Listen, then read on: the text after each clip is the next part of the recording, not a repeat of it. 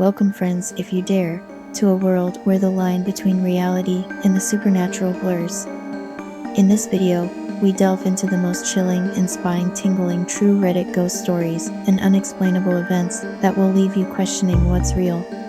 From haunted houses to encounters with things that shouldn't exist, we're about to uncover the terrifying secrets that will make your skin crawl. Are you ready to face the unknown? Stay tuned, because what you're about to hear might just haunt your dreams.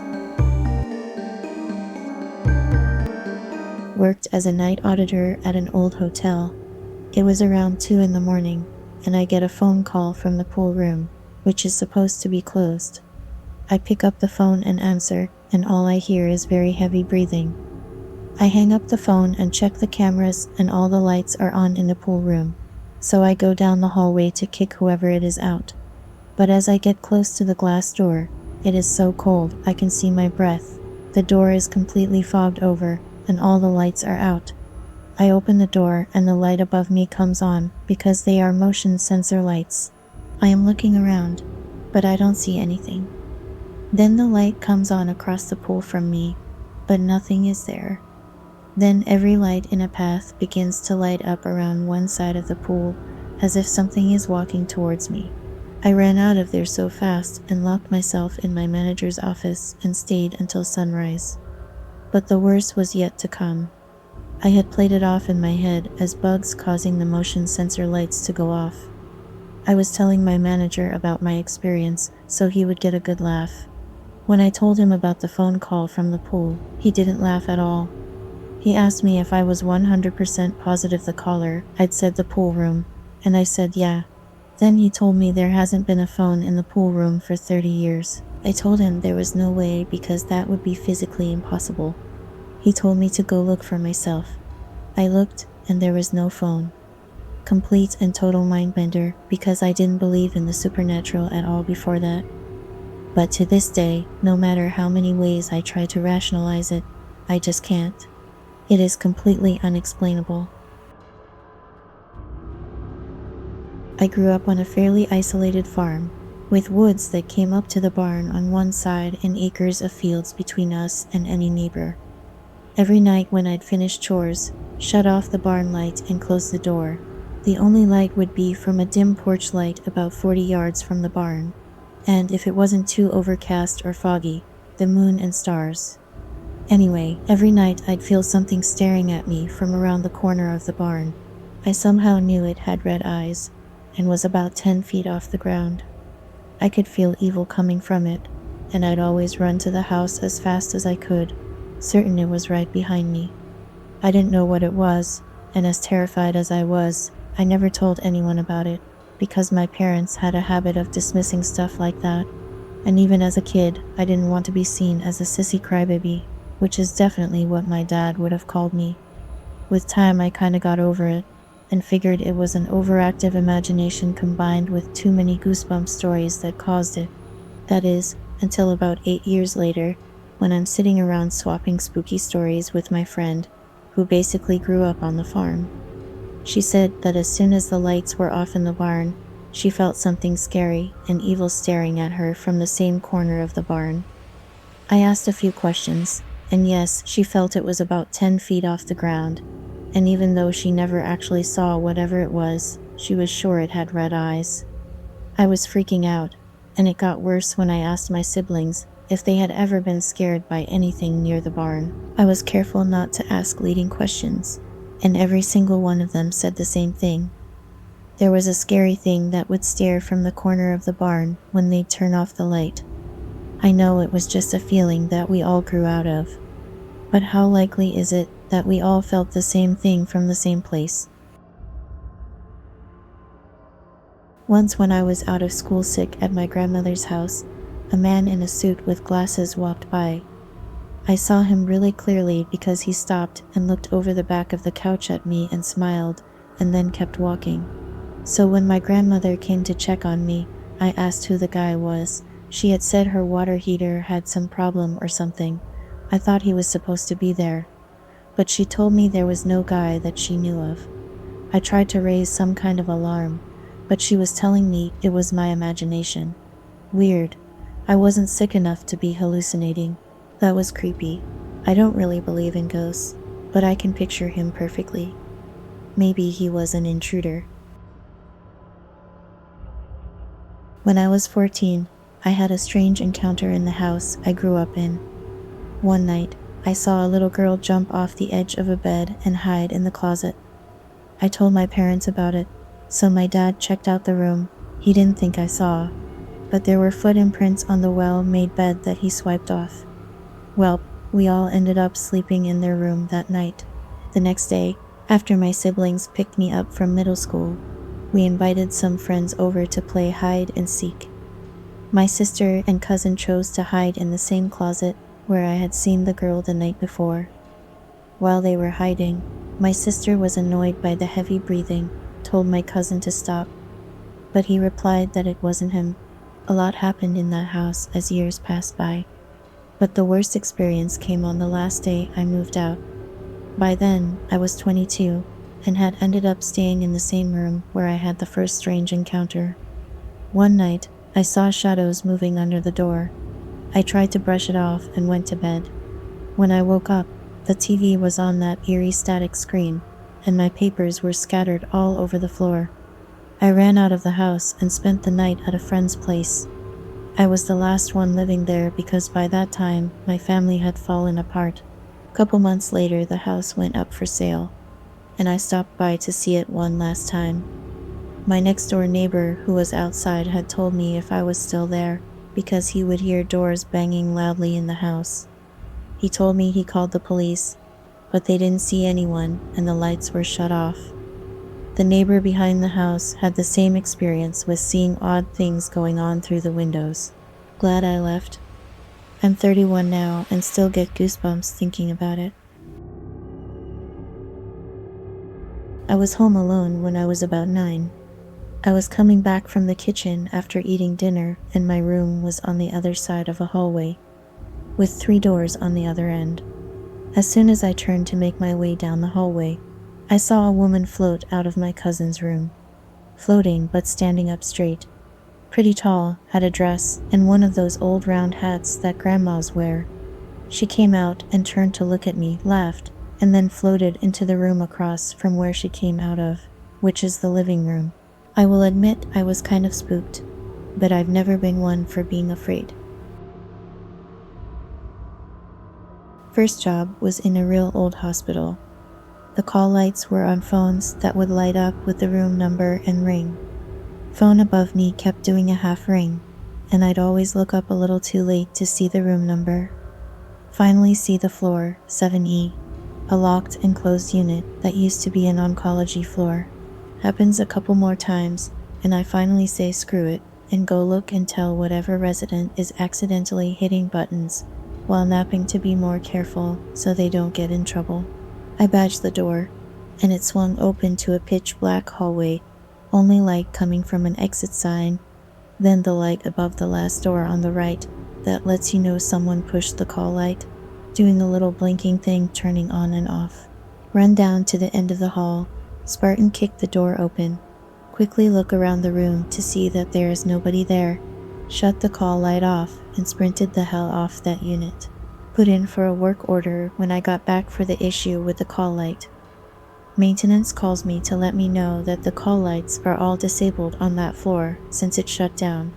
Edit. And we aren't supposed to get call lights from other floors. Didn't argue. Just, nope. Stayed over at a friend's house. In the middle of the night, I woke up to what sounded like someone walking in the attic above us. Thought nothing more of it and went back to sleep. Wake up, and on his ceiling were footprints in a perfect circle around his light bulb, as if someone was walking upside down around the light. Showed it to him, and he just shrugged and said he thought his house was haunted, but it didn't bother him. That was 30 years ago, and I still remember it like it was yesterday. I was driving at night after a football game as a high school student. My younger sister was in the passenger seat, and my friend was in the middle back seat, leaning forward to chat with us easier. We were dropping my friend off before heading home. and driving down a pretty dark road to get there. We lived in a rural area, so no street lights. Suddenly, my sister and friend both gasp, and I step on the brakes, thinking they must have seen a deer or something. They're both in shock, asking me if I just saw that old man who flashed up in the middle of the road and then disappeared. I hadn't seen anything, but I was terrified. They were both so shocked and had the exact same reaction. My friend didn't even want to get out of his house. Once we got there, he was so scared. In 1988, we were renting a refurbished house that was part log cabin from the 1700s. Was on the john in the bathroom when I heard 3 very loud knocks on the wall beneath the bathroom window. Looked out the window, nada. 30 seconds later it happened again, and again nothing outside. Later, wife and I decided to plant some stuff beneath the bathroom window outside, and 4 inches down we hit a concrete slab. Turns out the bathroom used to be the entranceway to the log house. Spooky as hell. About 1973, I went to work, got out of the car, walked to the entrance, and on the way saluted Warrant Officer Farty because he was in uniform. He had always worn civilian clothes. He waved me on and said he'd be in a minute. I got to my office and expected to be the first one there because I always got there first as the lowest ranking guy in the office and had to make the coffee. I was surprised that the chief, a captain, and his senior sergeant were already in the office. The captain asked me to sit down at my desk. I thought I was in trouble. He said he had some bad news. Warrant Officer Farty was killed in a head-on collision at 3 that morning. I protested that I had just seen him outside in the parking lot. The captain said he and the sergeant had identified the body just an hour earlier. My best friend vanished in like 4th or 5th grade. Her whole family just up and left without warning. Got a phone call from her months later saying she missed me, and she was safe, but wasn't allowed to give any details. Someone came into the room, and she had to hang up. To this day, I have no freaking clue what happened. Every now and then, I try to find her on social media. No luck yet. When I was little, my middle brother, age 9 and I age 10, were getting ready for bed, pulling out our PJs from a drawer when we both turned around to see our baby brother, age 3, standing in the doorway, which was weird because our mom had taken him to bed earlier and he should have been sound asleep. We asked him what he was doing outside of bed, and he just giggled and ran down the hall. We ran to the doorway, but he was gone. So we went to our parents' room where baby brother slept, which is in the opposite direction, to see if he had gotten up, and our mom says he hasn't moved since she put him to bed. Another weird detail was that the baby brother we saw in the hallway PJs were a different color. For example, baby brother's PJs were blue and light blue strips. Hallway brother was wearing green and red strip PJs. Freaked us all out. No one could explain what had happened. My middle brother and I decided to sleep in the same room that night. I had an experience where I came upon a really bad 3-car accident early one morning before anyone had responded. It was so bad at first. I thought it had to be some kind of staged accident like they do for teens with drunk driving and show them the wreckage. There was debris all over the road, an engine block out of an SUV, and a guy obviously dead in a car up against the side rail that was so compacted the back seat looked like it was filled with black garbage bags. But it was actually what was left of the rear end of the car. There was a girl laying face down with a horrible compound fracture to one arm that was already pooling blood. I knew not to try and move her, so I held her other hand, the one that wasn't fractured, and told her not to move, although there was no chance of that, and that there had been an accident, but help was on the way. By that time, other people had stopped, and I could hear the sirens off in the distance. There are no words that can capture what happened next, and I struggle to tell this part, because I can't convey it nearly as incredible as it was. As I was holding her hand suddenly, I felt what I can only describe as feeling like an electric ball about the size of a softball. It was very warm and tingling, kind of like when you touch your tongue to a battery, but way more intense. It pressed itself into my palm from hers with a solid pressure.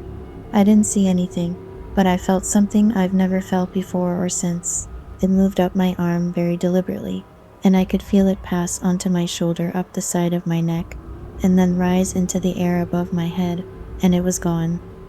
As it left, I suddenly not only felt completely calm, but knew that she had died, and there was nothing more I could do for her, but that somehow that was okay. I checked for her pulse, and there was none. I calmly walked back to my car, and that was it. I was actually in nursing school at the time, and although I traveled that road regularly, had left extra early that morning to get a jump on paperwork in preparation for a clinical that day. It made me question a lot of things. I struggled for a long time about whether or not I should contact the family, and at the very least let them know their daughter hadn't been alone when she passed. I didn't think there was any way I could tell them what really happened, and even now writing this, I know it sounds crazy, but it's absolutely true. I've been around the dead and dying, and I've held their hands before, cleaned and dressed, then etc. This was the one and only time anything like this occurred. My dad overdosed when I was 15. A few days before he died, he had called me and left a voicemail that just said he was trying to make sure I still needed a ride somewhere and that he loved me. A year later, a few days before the anniversary of his death, my phone buzzed and said I had a voicemail. I knew I hadn't missed a call because I was using my phone when it popped up. It was that voicemail from a year ago. It was crazy because I had been super upset some months previously because I used to listen to that mail to hear him say he loved me again, but my mailbox automatically deleted it because it was too old. It's like he gave it back to me so I could record it. I live in a beach town, and one of my friends had just got back to her parents' house for the summer, so I went over to hang out for a little while. Since it wasn't late when I went to go home, I figured I'd take the long way home to drive along the bay for the view of the stars and the lights of the ships waiting to go up the river. When I got to the road that runs along the bay, I realized I wasn't going to see anything because heavy fog had rolled in, which is super common in the spring. This road is a 25 miles per hour road with the beach and trails over the dunes on the left and houses on the right. I was driving along the road with pretty bad visibility with how foggy and dark it was. All of a sudden from my left, I see a figure coming up the dune and towards the road. I slammed on my brakes hard enough to skid a little because I thought it was someone coming off the beach to go to a house across the road. It had the shape of a woman in a long dress, but I couldn't see any facial features. When it got to the middle of the road, the figure just floated up at an angle and disappeared. There wasn't a beach access trail where I saw it, and I can't figure out a logical explanation for the way it hovered and took off. I stopped and watched it until it disappeared, trying to figure it out. It freaked me out pretty bad, honestly, and even 5 to 6 years later, I still can picture the way it moved like it was yesterday. First and foremost, thank you for your continued support on the channel. It is so deeply appreciated, and I greatly enjoy connecting with every one of you. If you enjoyed these stories and want to hear more eerie tales, don't forget to subscribe and hit the bell so you don't miss any upcoming videos. Which story did you enjoy? I would love to hear your thoughts in the comment section. Thank you so much for watching to the end. Until next time, my friends.